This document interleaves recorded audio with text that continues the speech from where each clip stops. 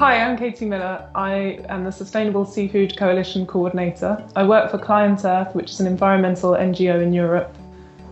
We are the co-founders of the Sustainable Seafood Coalition, which was set up in 2011 with members of the UK supply chain.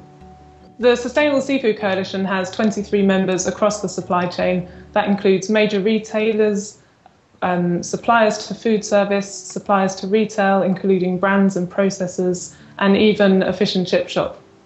We have a vision that all fish and seafood sold in the UK comes from a sustainable source.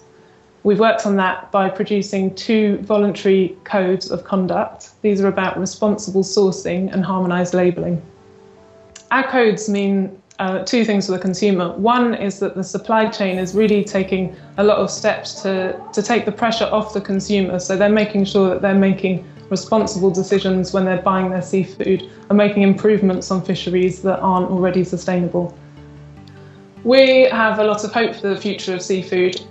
In terms of what we've achieved in our SSE codes of conduct, there's been a lot of interest in this approach on how businesses can voluntarily make changes to the health of our seas through their sourcing decisions.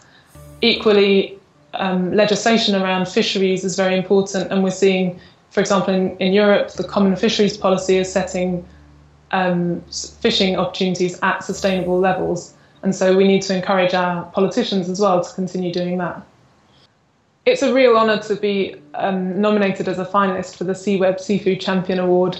I'd like to thank the judges on behalf of all of the SSE members, because it's a real accomplishment for us, and it's true recognition for the hard work that we've put in since 2011 in having a more responsible and sustainable seafood supply chain.